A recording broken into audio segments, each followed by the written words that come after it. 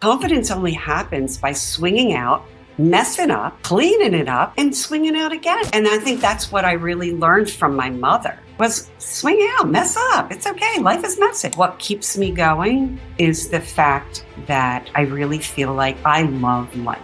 The number one rule in business or life is just to have one more day in business or life. I made a bad decision in my business. And during that time, I made a bad decision. I lost my business. I lost my husband.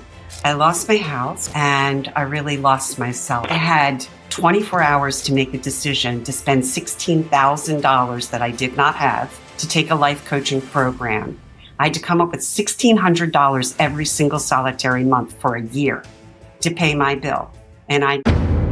Welcome back to Flipping the Lid. You know what we do here. I love to have the real, raw conversations with some of the most influential and impactful people who are creating a ripple effect impact in this world. And today is no different. We have an unbelievable woman, entrepreneur, impact maker who focuses largely on female entrepreneurs, doctors, dentists, but ultimately helping them transform themselves as well as transform their business models in ways that are really unique. Right? I love the way that she moves through the world, the energy, the charisma, the joy that you can feel just in her presence. But it's also obvious how authentic and real she is and how willing she is to jump into the vulnerable parts of her own story, the reasons why she does what she does. And so I love to have the dialogues that normalize the conversations we all need to have to shorten all of our own curves to learning. And Meg, I'm super excited to have you here with us today.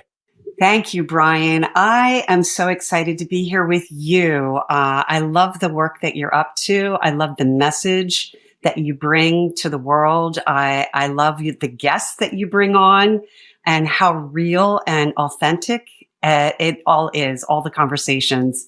Thank you for being you and bringing this for others. I really do, truly do appreciate you. Meg, I fully receive that. Truly, I'm grateful, and especially in a format and a venue where I'm trying to highlight you. I love to receive that from you in the beginning part of the session. So I appreciate that, and I've enjoyed our little few interactions that we've had so far. I also see the way your energy moves, the light that you shine, the impact that you're having through the world. And I asked you this question on the other show. It's the same and only question that I ask every guest after the introduction on both shows is, regardless of however I described you and what you do and who you are in the moment, who are you in your words? I am charisma. And I'm so grateful that you actually saw that because I see that in myself. I am charisma. I am love and joy. I am passion. I am connection. And what I really feel like I am is a person who desires more for others. In some ways, to a fault, more than for myself. You get what I'm saying? I desire so much for others that sometimes I kind of put myself aside. I think some of the most heart-centered impact makers in the world experience what you just described, right? It's a dynamic that we can free ourselves from, but can also feel like a trap and a repeat pattern for different periods of our life. And I'm sure that we're going to explore that as we get further into our conversation. It was interesting because you felt acknowledgement in being seen through the word charisma, and you used that, right? Obviously, it lit you up, even the fact that that was a way I described you. Which brings me to that word. What does charisma mean to you? How does it move through you? And what do you believe the impact of it is on the world? Well, can I start with a little bit of a backstory? I would love that. Okay. So I was in a life coaching program. I graduated from accomplishment coaching. And during my process with accomplishment coaching, we went through an essence exercise where we really had to ask a question to probably 10 to 20 people of what do I bring into the room? What traits and qualities do I bring into the room? And my coach had me do this. And I asked my family, my friends, my coworkers, my employees, I asked all these people. And one of the things that kept coming up was vibrancy, energy, charisma, light, like all of these words. So I had to go back to my coach with these words, and then we had to go through a process of distilling them down. And she actually distilled them down for me. So my essence words are charisma, light, joy, energy, supernova. Now I have to tell you, Brian, when I first heard the word supernova, I was like, there is no way I am supernova. Like, where did that come from? And I couldn't understand the charisma. Those were two words that really I didn't understand. And energy actually had a negative effect on me because I felt that that word was me being like kinetic. I was like all over the place in energy. And, I was, because that's how I can move in the world. And so I thought that that's what it meant. So my coach, Sarah, said, listen, I want you to look up these words and I want you to sit with them. And I want you to really, really understand and identify different parts of your life and different parts of you that actually others see just like these words. So when you asked me about charisma, and I looked up the word charisma, and it is an energy.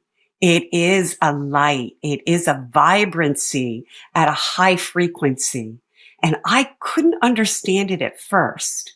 But as I went back and I looked at the words that my friends, my family, all of these people gave me, I thought, wow, they really do see that in me. Some of these people didn't know each other. And they came up with the same words. I was floored. I was really floored.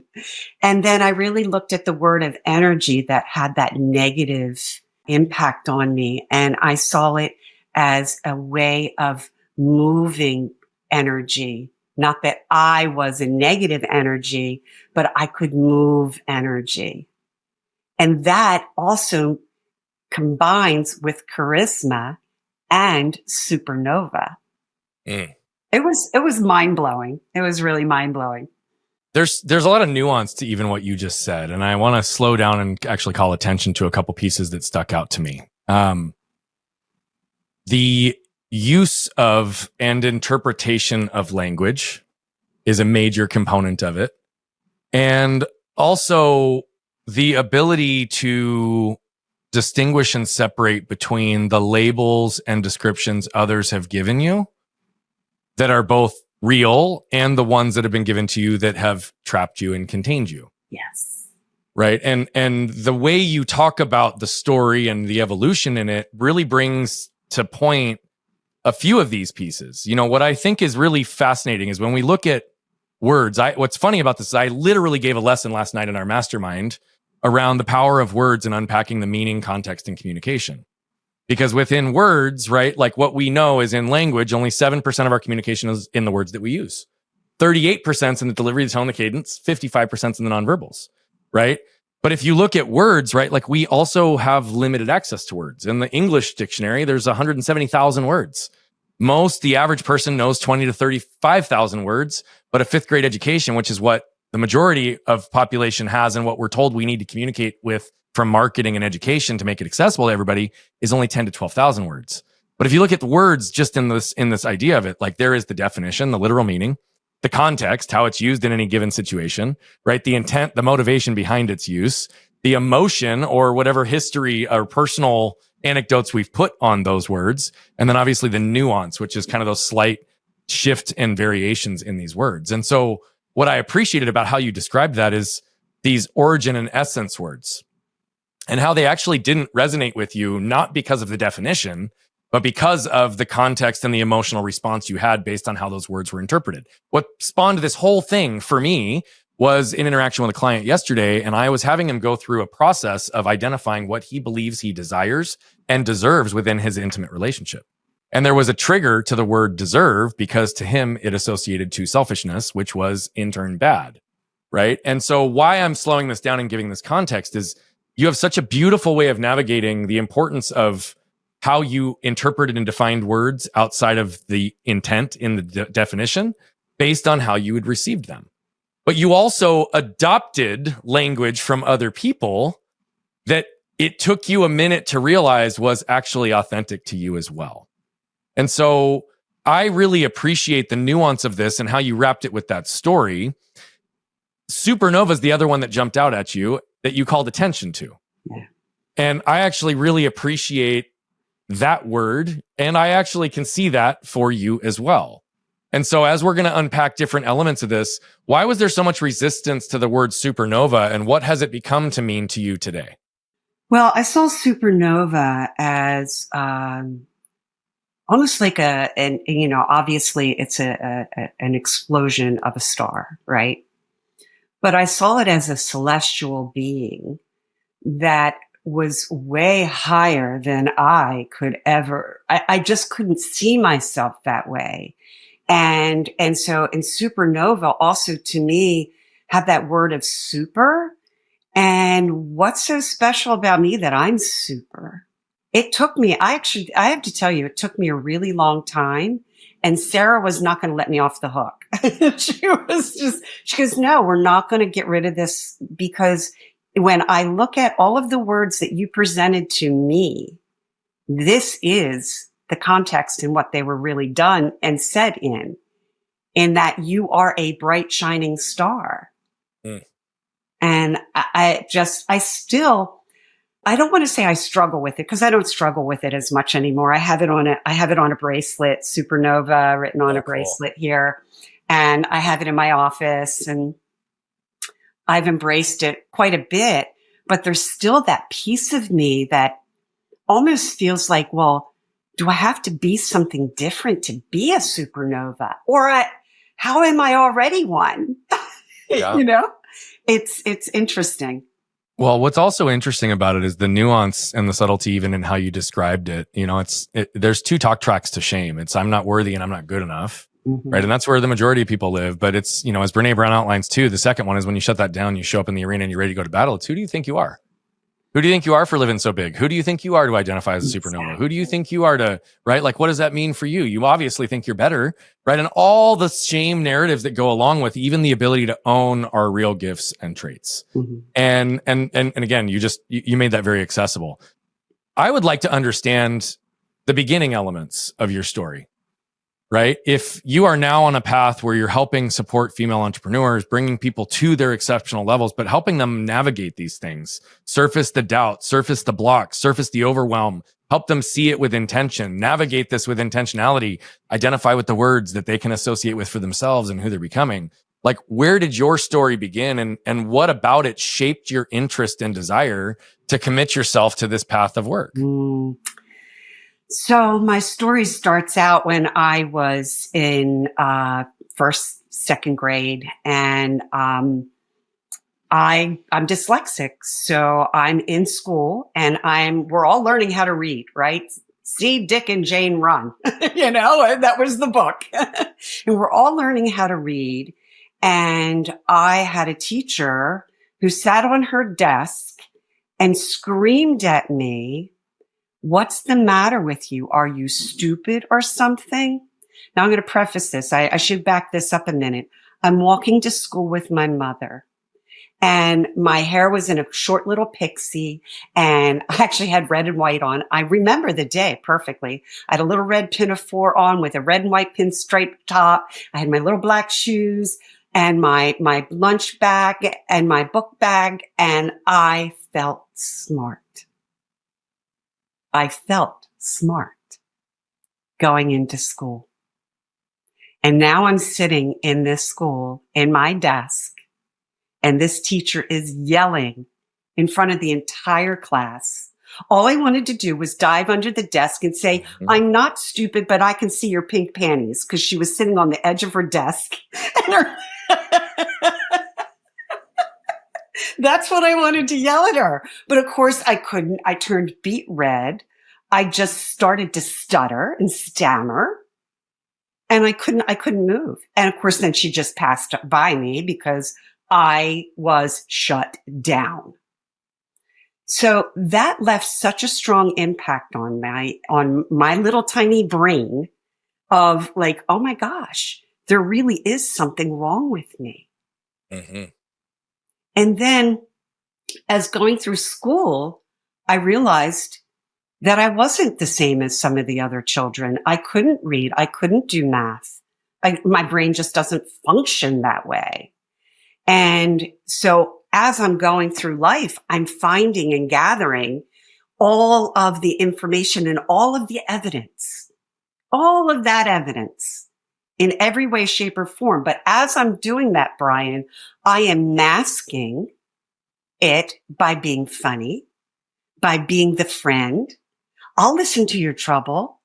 I'll help you with your project. I'll go play with you. I was then saving baby animals. Come help me save the baby rabbits.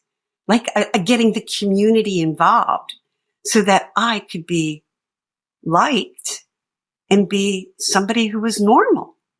So that's actually where it started.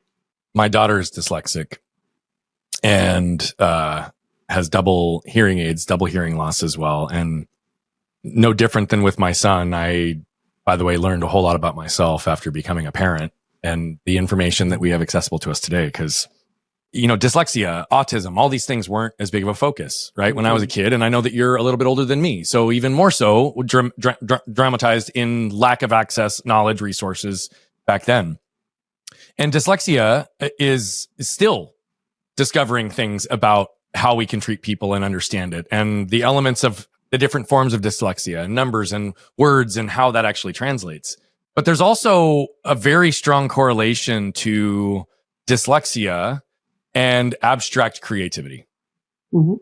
Right? They've shown this in terms of the way that people's brains work. It's no different than like ADHD and autism. It unlocks a neurodiversity in the brain that helps us see things and process things differently, right? It's only the labels that the external world puts on it that often can limit us, just like the story you told.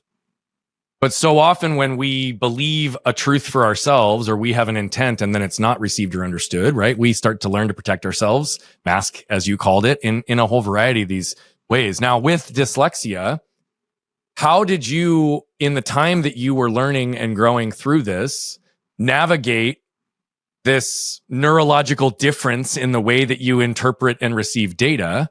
And at what point did you recognize the creative element that was also connected to it? Well, so throughout school, I was placed in like, I'll never forget. They put me into like this special class because there was no way I could take a foreign language, you know, French, Spanish. There was just no way. So they put me into the special resource room, and I'm looking around this room and I'm thinking to myself, what the hell am I doing here? This is not where I belong. I knew that that's not where I belong. So I'm in high school now. And I'm struggling. I'm a CDF student. I am struggling. Thank God my parents were wonderful people. They did not give me a hard time. They knew. My mother knew. But there was no real support for me. So I'm in high school and I get called down to the guidance counselor's office. And I thought, oh gosh, I got caught for smoking outside of the school. And here's my parents sitting there. And I'm like, oh no, I'm really in deep trouble. And no, it was because, Meg, you're not really college material. So we think that maybe you could go to a vocational school. Now, this was in ninth grade. The end of ninth grade. I'm like, vocational school? Okay, I'll check it out.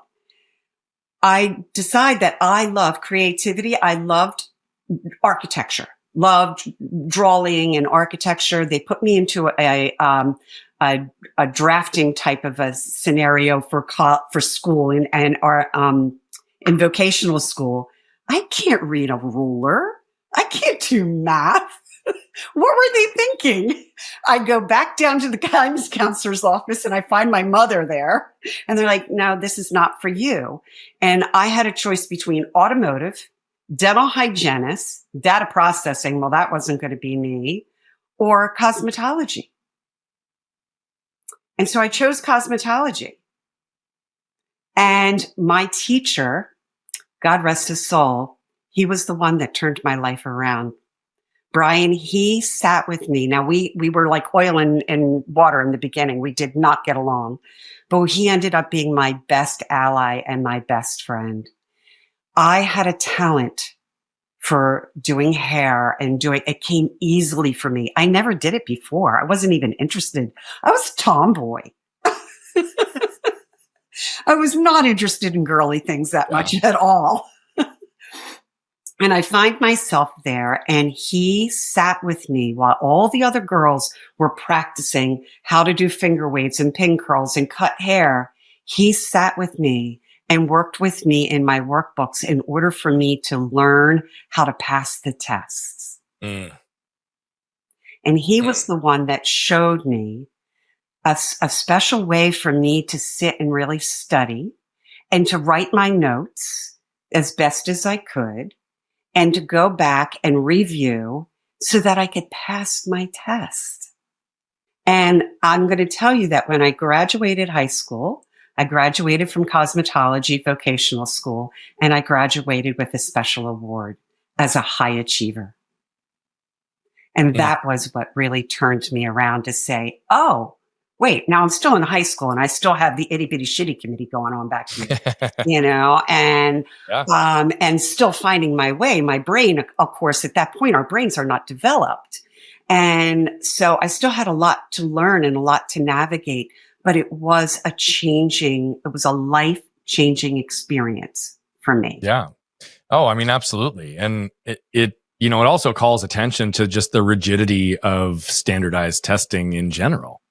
Right. And whether it's for getting through school or for a license to, sell real estate or insurance or whatever, right? Even the testings and the standards often are so antiquated and don't necessarily even relate to the real life experience of what it is. And so in some ways, right, you had to learn to game the system to pass the test so that you could just do the job in a way that you would be a high performer, but otherwise would be judged based on performance, based on an educational standard versus your capacity and capability. And I love that was a turning point for you. By the way, it doesn't in any way surprise me either. My daughter also is like insanely talented with like makeup and hair. And it's like, it is an interest for her. And so it's only doubled down, but she has this artistic creative ability to just visualize things and make them or put them in and up. And it's just so easy for her in a way that there's voids for myself or my son or other people. And so the fact that you could have an experience with a mentor and a guide to help you realize that is super awesome. So it sounds like you went down the path of cosmetology, right? I did. Okay. That's really where I want to start to better understand. This is what got you going. But again, this whole self-doubt, overwhelm, and burnout are things that you experienced, I'm sure, into your adult professional life, right? Yeah. You've had a lot of things that we discussed even on the other show in terms of all of the things that impacted you within an 18-month window and how you had to respond to it. And so I think that's maybe where I'd like to explore a little further is what was the most impactful pivot point in your adult life trajectory that caused you to look inward and begin the work that you are now so intent with today? Yeah. I was in business. I was in business for 22 years. I had a salon and spa. At one point, I had multiple locations. And I had hired a coaching and consulting company because I didn't know what I didn't know. And I needed help. And so I hired a company. We all do. I hired a company that really did help me. And that too was a pivot for me because I had a coach who believed in me and showed me how to do my numbers and how to do other things and be a leader. So that was pivotal. But what really truly happened was I made a bad decision in my business. And during that time, I made my bad decision. I lost my business. I lost my husband. I lost my house. And I really lost myself.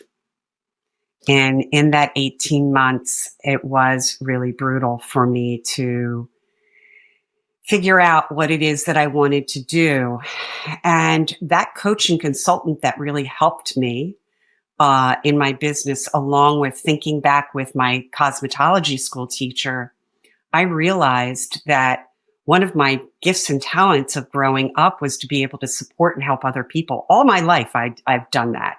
Like people always came to me for the advice and, everything. So that's when I decided to take the year out of my life and, to accomplishment coaching and go through this life coaching program because I needed it. Yeah. And I wanted to bring it to others because I knew that there was something more for me to learn about myself. So that was really the pivotal moment for me where I just found myself literally in a fetal position on the floor and saying, Lord, please help me figure this out. And Brian, I had 24 hours to make a decision to spend $16,000 that I did not have. I was on unemployment at that point in time, actually. $16,000 that I did not have to take a life coaching program. I had to come up with $1,600 every single solitary month for a year to pay my bill. And I did. And how I did it was my resilience. I cleaned houses. I painted houses. I did what I needed to do. And that helped me to see like, oh my gosh, all's not lost. There's so much more to this world called life. Yeah. I appreciate you leading and saying, and even taking ownership for the fact that this inflection point came from a bad decision. What was the bad decision? Well, I thought I knew what I needed to know so I had to move my salon because the economy hit. I was in a 2-story location. It was just too much rent. I had an opportunity to move into as a sublet into another business. And I decided that I was good enough. I didn't need my attorney to look at the lease. I could read that lease. I knew what I could understand a lease. Yeah, well, guess what? That business closed its doors in the middle of the night and left me high and dry. Yeah. And my lease stood for nothing. Because you weren't grandfathered in as a sublet, and it probably didn't have permission from the landlord. Correct. Yeah. Yeah. So I actually really appreciate you expanding on that. And I also know that oftentimes, right, we will make decisions in these moments that we believe are in the best interest, but there's some unconscious bias or block that's kind of driving us, right? And in this case, it sounds like obviously there was some financial pressure that was rushing or leading the decision. Yeah. But maybe even a little bit of ego involved in believing that you had more My checked off. It was my your shigo. I love that. I love that. I guess since you didn't explicitly state it, what do you believe you were protecting or you were blocked to that if you had been able to clear, maybe would have led to you making a different decision in that time? I was definitely rushed for the financial relief because I was struggling to make my rent and pay my bills. I had revamped my entire business because of the collapse of the economy in 2008. And that in itself was a big feat that I had to revamp it, and it still wasn't enough. Yeah. So I was anxious and had a lot of anxiety about it, obviously, and was offered this opportunity. I knew the person. I've known him for years, for decades, and trusted him and wanted to trust myself. And I think the block was I didn't want to be told that I didn't know what that was good for me. So if I went to my attorney, she was going to say no. Yeah. And I didn't want to hear it. Yeah. Thank you for going there and for explaining that. You know, I often find it's, those areas that we protect ourselves that we end up disconnecting ourselves. Yes. Right. It's often those places. And by the way, I've done the same thing that you discussed in multiple respects. I had 3 different businesses that we ended up imploding because I realized how much it wasn't aligned and wasn't doing what it was supposed to. And we didn't document and set boundaries clearly up front. And if we don't know the boundaries to set, or we don't have the wisdom or experience, or we don't trust and lean on experts that are there, right, it leads to extortion, financially, emotionally, and sometimes to the point of failure. Yeah. So I actually really appreciate that. And I also love the focus on resiliency leading into it, right? Obviously, I asked about the biggest inflection point, and I alluded to the 18 months, but the gap between cosmetology school and you having to do all of this is quite a lot. I guess really profound as it relates to either ahas, lessons, or moments that shaped your direction in those however many years between school and you having to make this decision? There were other business dealings that I had had. I had hired a bad accountant and he stole my money, and the IRS came in and wiped me out. I had no money for payroll, no money for food for my family. I had no money. And that's where I had to really have the rubber meet the road as to what it is that I wanted to do. Did I really want to be a business owner? Yeah. And if I wanted to be a business owner, it meant that I was going to have to be uncomfortable. And I hired this accountant because I was uncomfortable with the numbers. Because of my dyslexia, I didn't trust myself. So I hired him and just, you deal with it, you deal with it, you deal with it. Well, that's what happened. But what did ultimately happen was my family helped me out and gave me some money. And so I could have payroll and rent and get myself back up on my feet again. And what I truly learned about it was that, the next step that I took was to find out what I didn't know. And that's when I hired the consulting company to come work with me, because I knew that I couldn't do this by myself anymore. And I, again, had no money, stepped out onto the skinny branches of life, and had enough faith that my business, and I knew what to do enough to get clients through the door, to hire people, to pay the bills, that eventually it was going to work out. And it did. And it did. But it only really worked out because I got the help. I couldn't do it. People, you cannot run business by yourself. You can't. Nobody does. No, but people go into business though, Brian, and they think that they have to do it all by themselves. I just ran into this lovely, lovely woman who's a pediatric dentist. And I told her what I did, and I help people and women in businesses. And she's like, I'm struggling. And I'm like, are you trying to do this by yourself? She goes, yes. Like, you can't. Yeah. I mean, and again, so many of these things are unconscious or unintentional even. I mean, I find so often that there's owners that believe they're the only one who can do it, right? They don't have trust that goes beyond it. You can't find ways to delegate and create the systems. You have, scarcity or shame in a way that impacts your ability to step into the role that you really need to be spending your time on and bury yourself in the busy work of running the business, right? Like, there's all these factors, but you're right. It requires help, but it also requires the courage to be able to ask for help and know that that's not an indication of failure. And then to your point, this kind of resilience, one of the things that I believe is that, like, the number one rule in business or life is just to have one more day in business or life.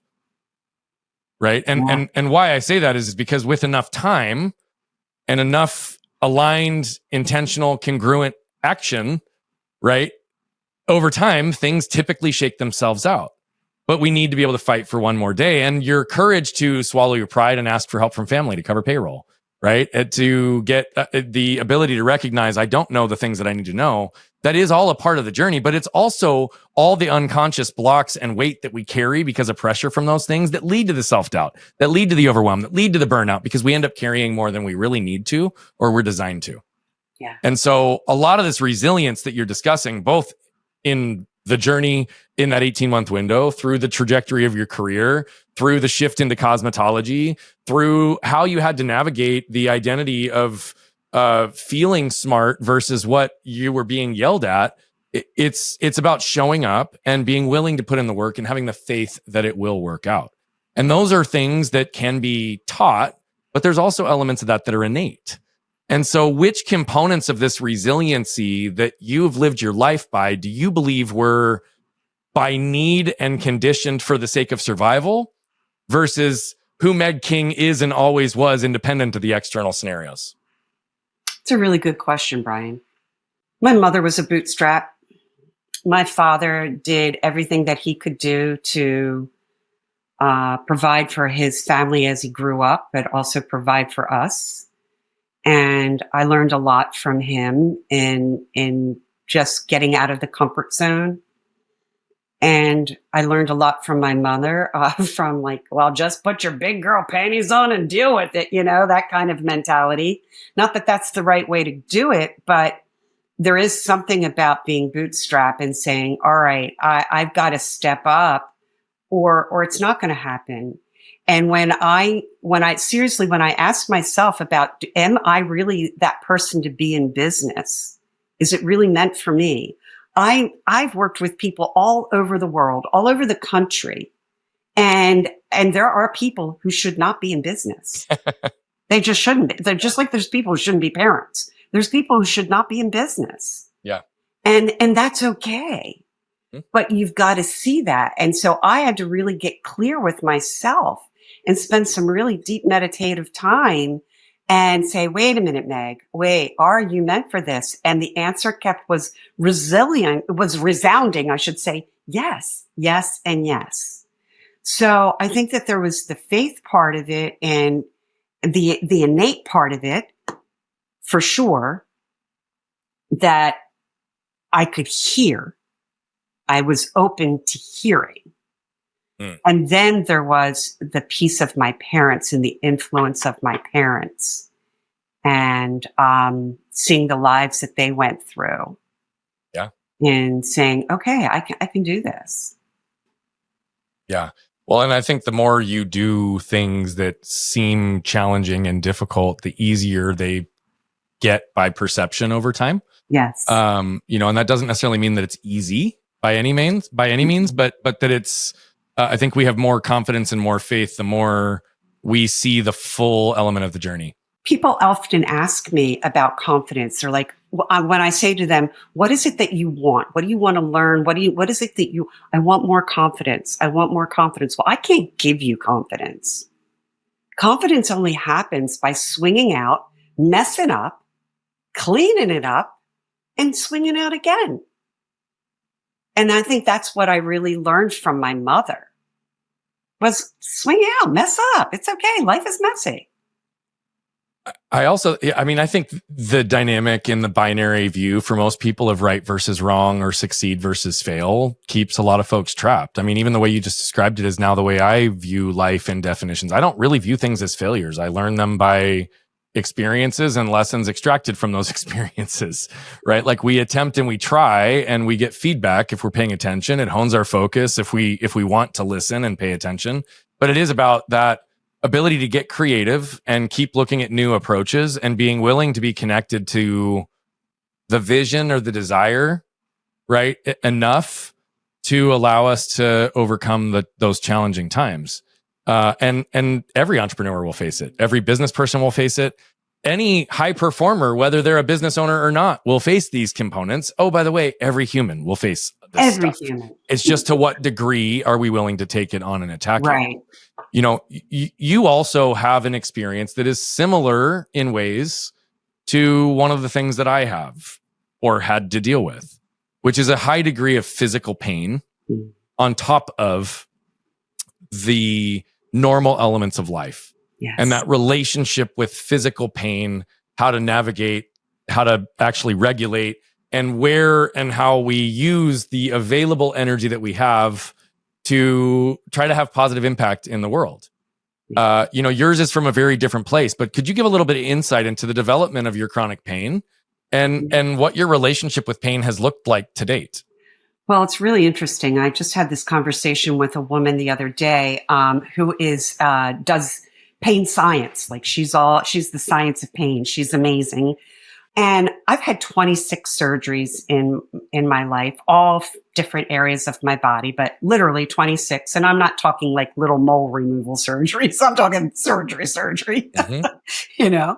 And so sharing that, and knowing that my first surgeries were when I was a child and dealing with appendicitis and this, that, and the other thing, I feel like I've always had pain. I've always dealt with pain.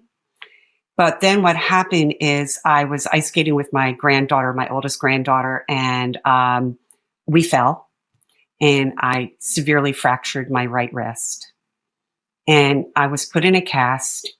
And after so many weeks in a cast, I was in so much pain, and they took the cast off and they said, oh my goodness gracious. I had actually had bone loss. My skin started to degenerate in my wrist and my hand. And what they diagnosed it with was CRPS, complex regional pain syndrome. So that was the beginning. And I dealt with that for many years. I wore a glove on my hand, lots of physical therapy, had to have multiple surgeries for that as well afterwards. Still have an issue. It's my hand still doesn't work right. And my skin can still get fiery and sensitive. Fast forward, working out at the gym all the time, doing all the things. My knee is like blowing up. I'm getting it drained. The doctor's like, we can't keep draining it. You're really healthy. You've got bad arthritis in there. You've got a torn meniscus. You've got a fracture. You've got all kinds of stuff going on. Let's just go ahead and do a knee replacement. I never gave my CRPS a thought. Never. I don't know why, but it just never crossed my mind. I said yes to the surgery, and man, was I like raging my entire right leg. So now I had it in my right hand, and now I had it in my right leg. I had to have a second replacement done because the first one failed. My CRPS exploded. I couldn't walk for 2 weeks. And my leg is still not normal. I have residual issues with that. I just 8 weeks ago had surgery, believe it or not, on my face. I had to have plates and screws removed from my jaw that I had surgery done years ago. And now I have the CRPS all under my my cheek, on my lip. So talking sometimes, it's like, eating.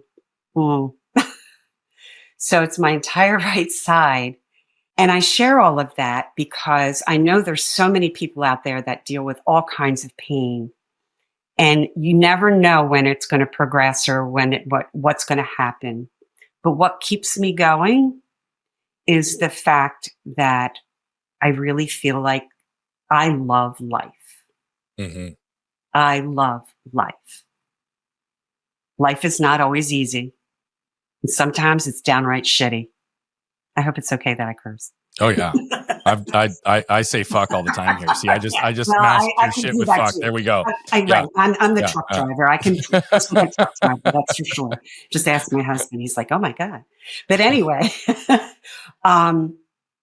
you just never know, but I do love life.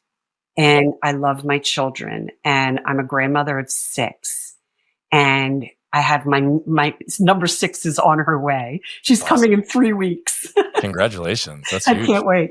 So it's those things that keep me going. And it's also that I have my husband is wonderful. He's very patient and very kind and understands. I sometimes I think, would you have married me if you knew all of this was happening? He's 8 years older. He said, I thought I robbed the cradle. Yeah. And yet, it's interesting because I was actually just talking to my wife today. I turned 40 this year.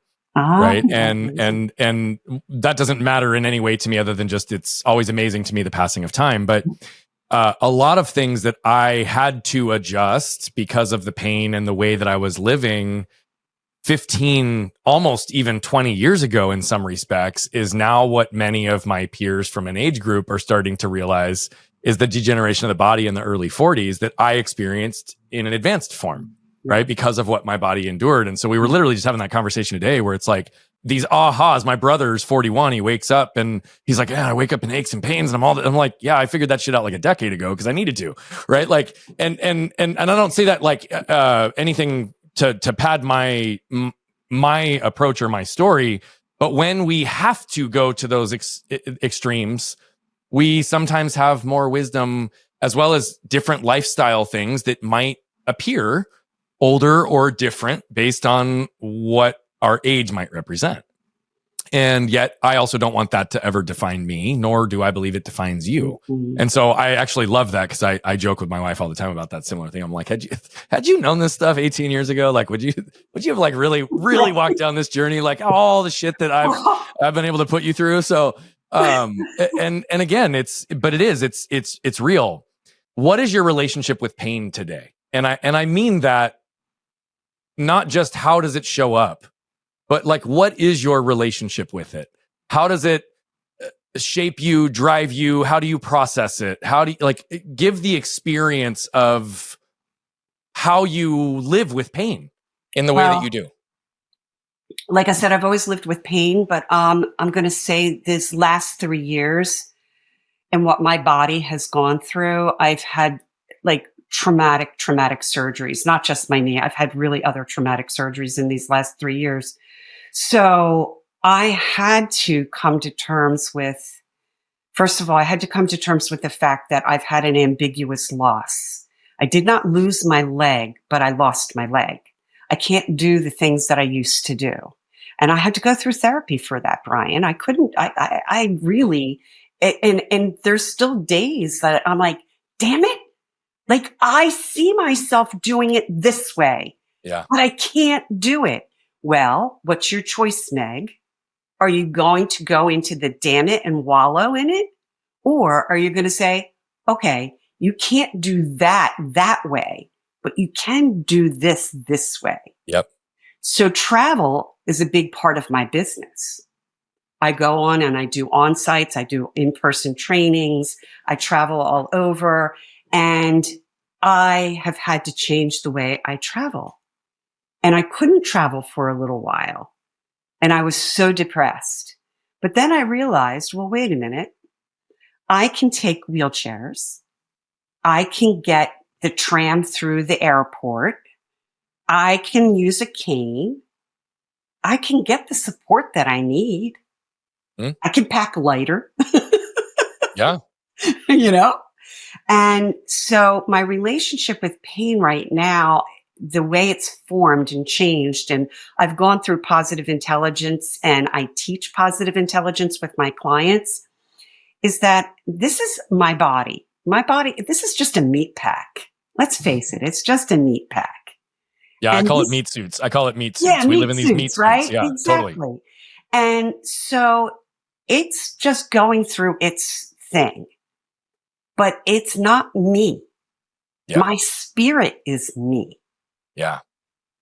And my spirit is residing inside of this meat suit. I love meat suit is better than a meat pack. It sounds much better. And I can dress my suit. I like that. So this meat suit is experiencing this stuff, but it's pain. It's just pain. Okay, so it's pain. Then what? Well, I can have the pain stop me and say, well, I got to go lay down in bed.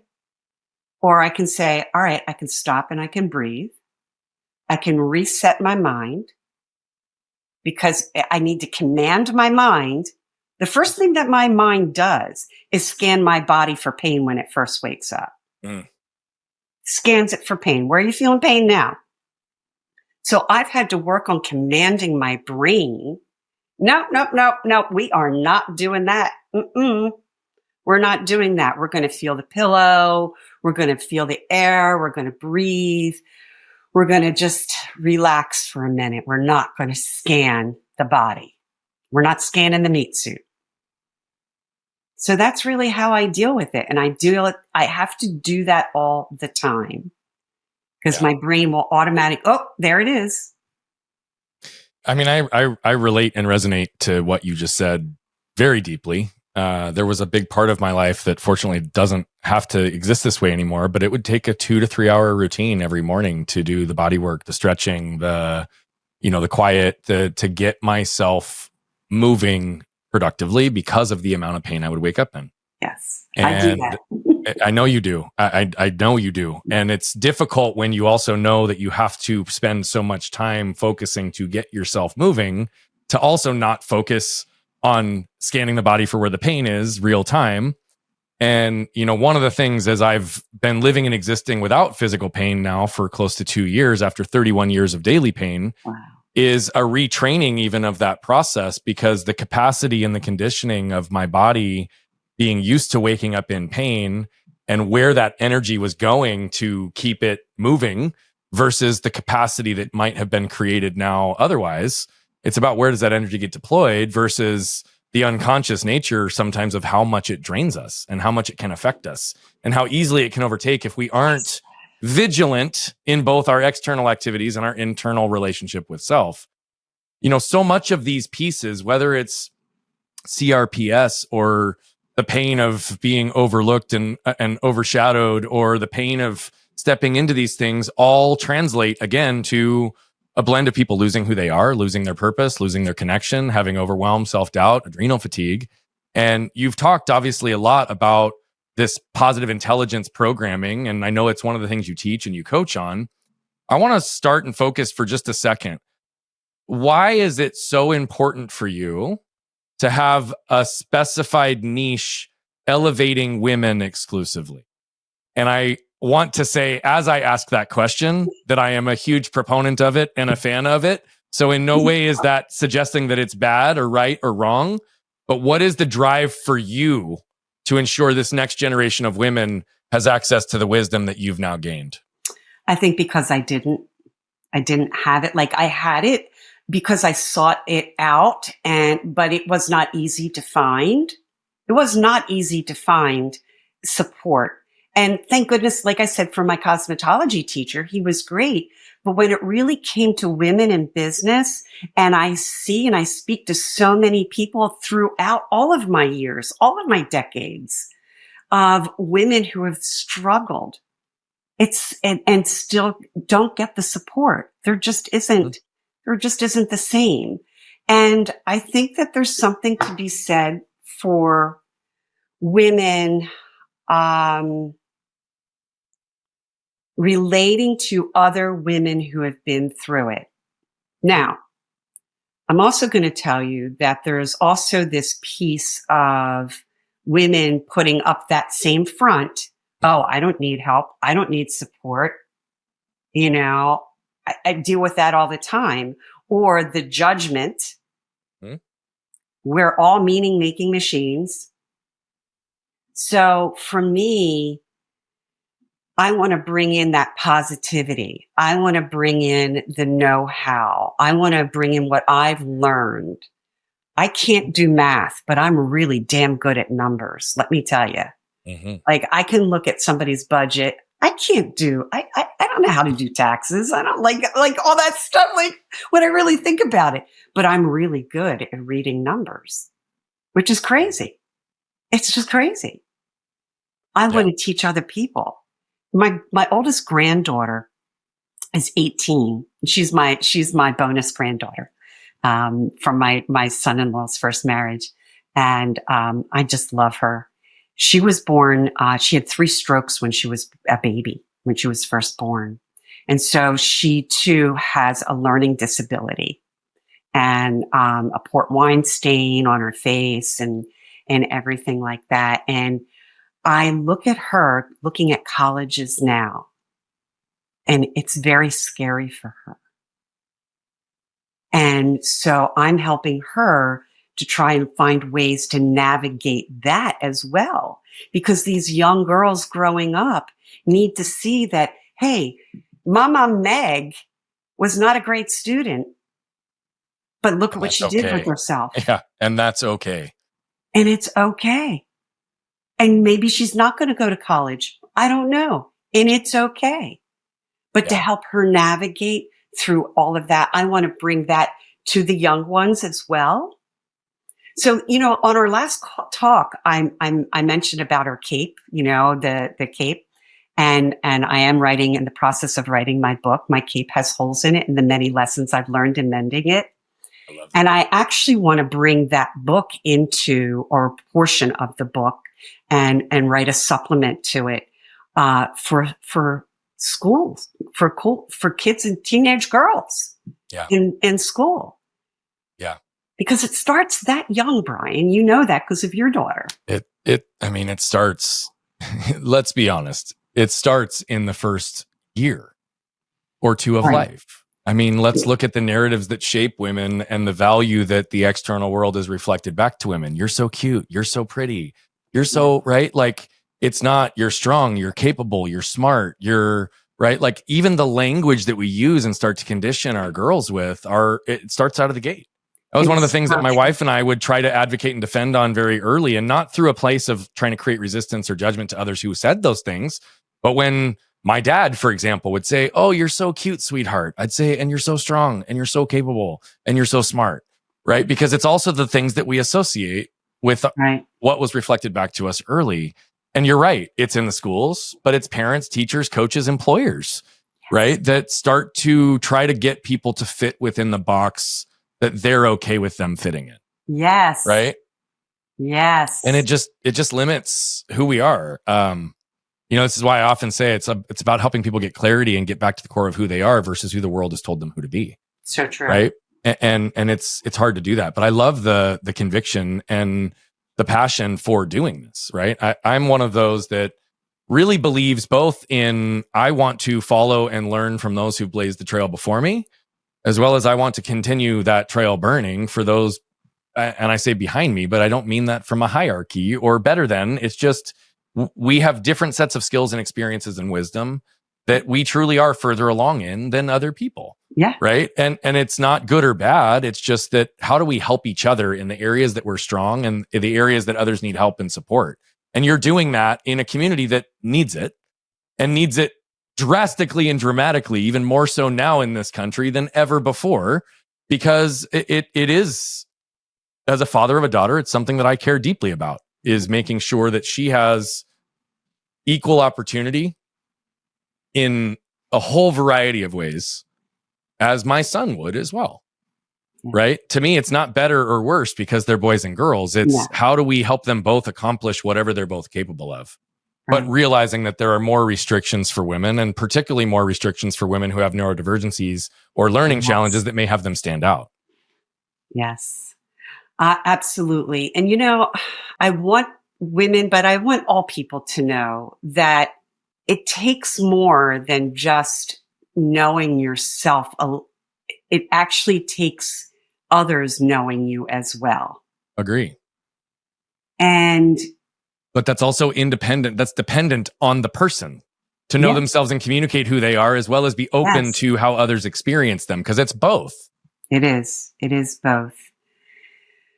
Yeah, it's something. I love doing what I do. And listen, I can't be a doctor. I can't be a dentist. I don't have the capabilities, but I know how to run their business.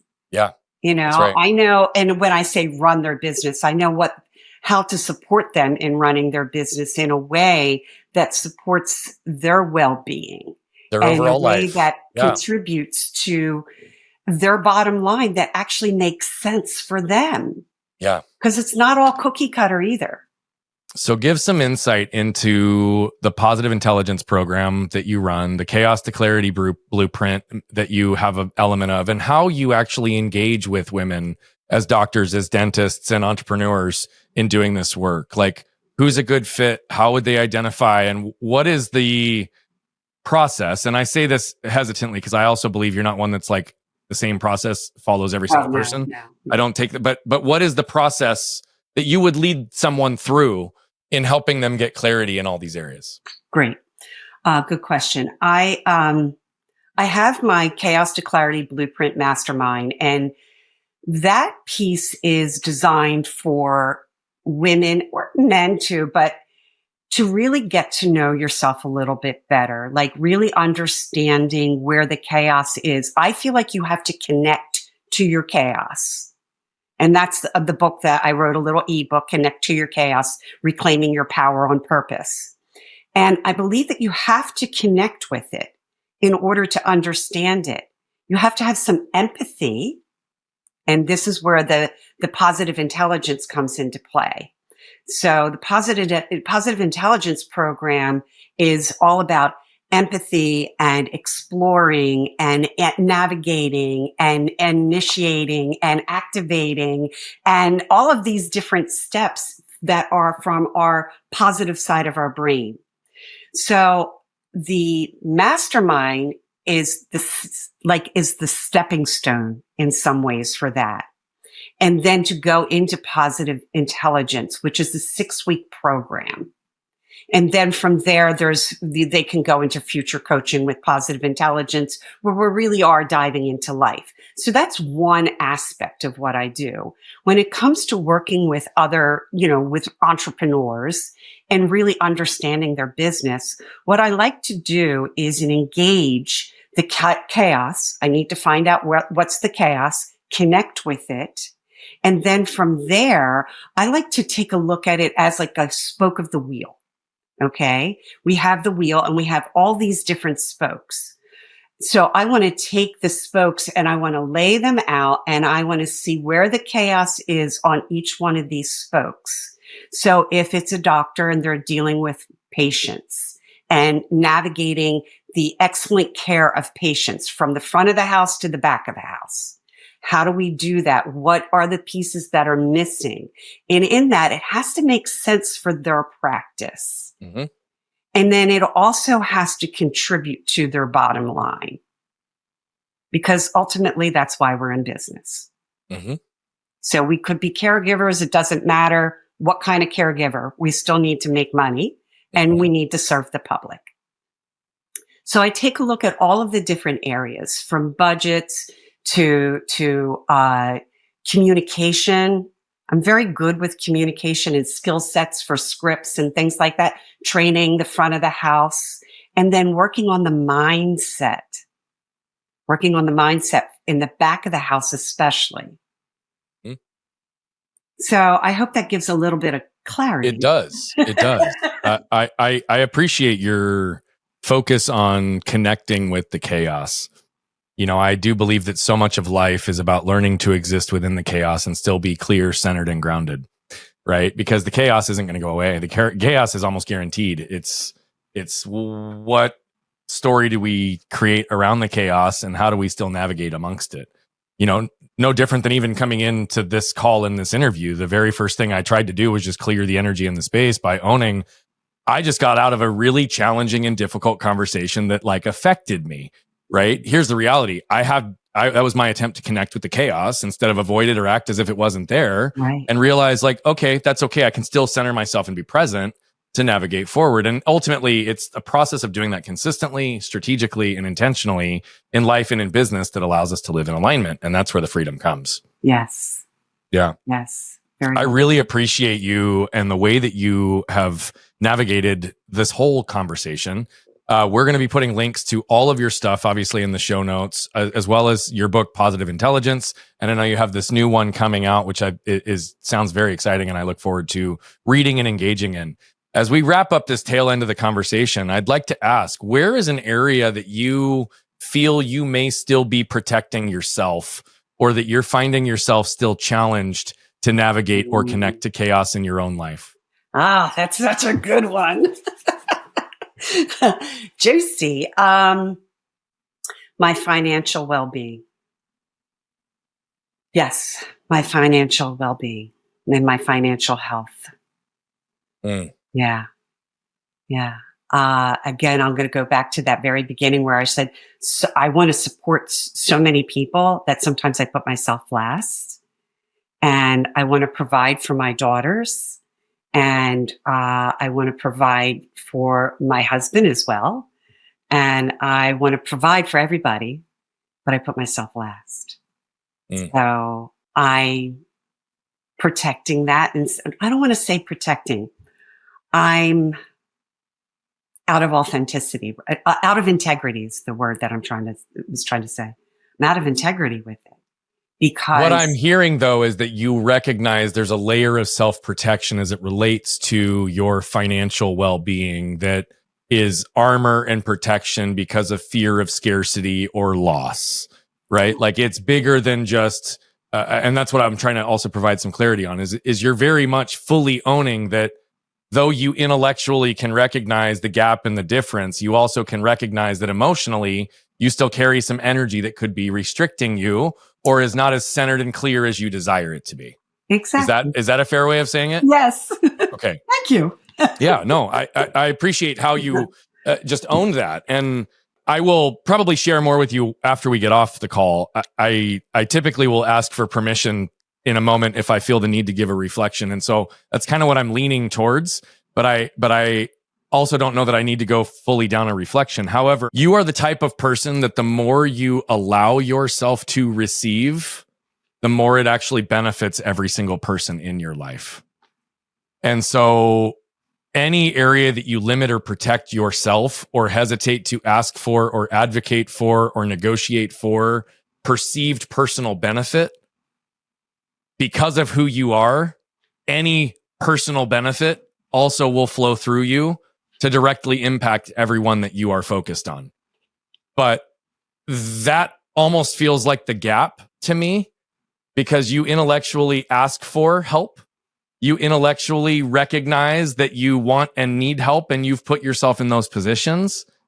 And so where is the energetic block that's preventing you from receiving in abundance as you would guide someone else to open themselves to? And you don't have to answer that question unless you want to.